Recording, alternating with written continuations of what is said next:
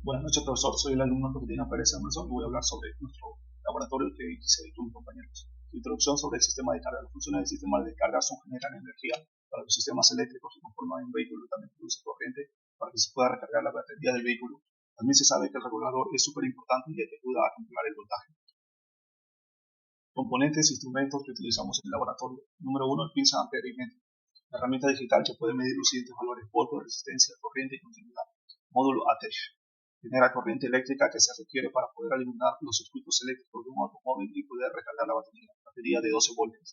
Es un dispositivo que es usado como un acumulador eléctrico y también se usa para suministrar kit de cables de batería. Sirve y facilita la rápida conexión de una batería que está cargada con una que está descargada, para así poder transferir la potencia que se requiere para poder arrancar un automóvil apagado. Profesor, soy Diego Leiva y a mí me toca hablar de la experiencia 1. En la experiencia 1 tuvimos que identificar los componentes y los terminales. A continuación le muestro la tabla.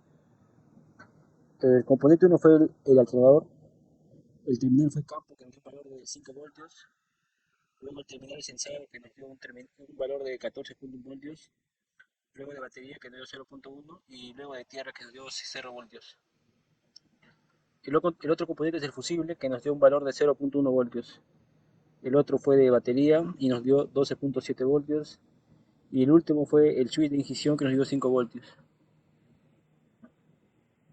En esta tabla les mostraré la medición de voltaje y corriente de salida del alternador. El voltaje de salida del alternador nos da 12.7 voltios y el corriente nos da de 12.4 amperios. Muestro la medición de voltaje de carga y corriente de carga de la batería. El parámetro voltaje de carga en la batería fue de 11.3 voltios, la corriente fue de 11.8 amperios. Y acá tenemos los análisis de los datos cuantitativos. Se logró identificar todos los componentes y terminales del módulo ATECH, como el voltaje que envía la batería, que es de 12.7 voltios.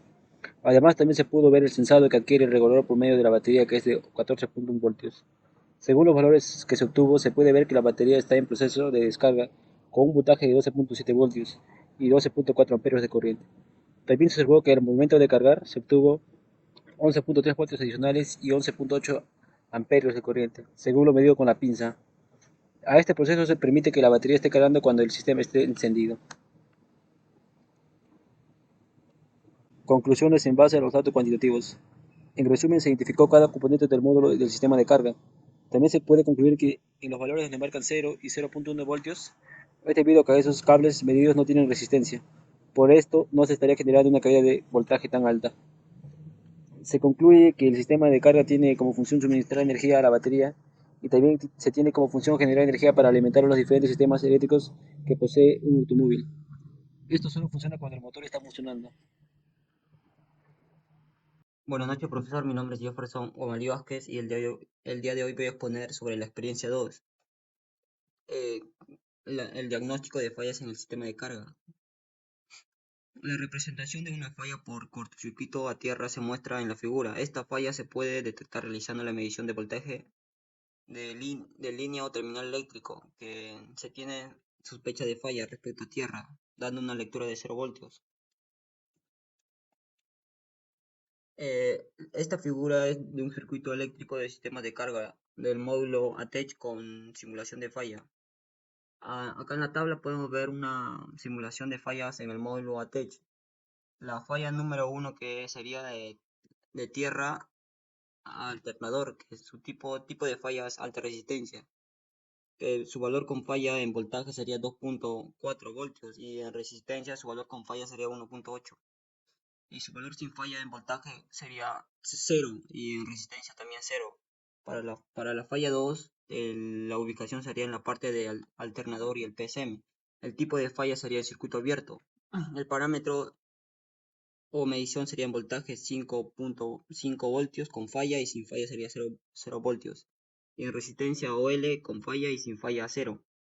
En la tercera falla, el tipo de falla es corto de circuito a tierra. Su parámetro en voltaje sería 0.1 voltios y sin falla 5 voltios. La resistencia sería 0.4 con falla y sin falla OL. Y para la última, su terminal positivo del alternador y de la batería.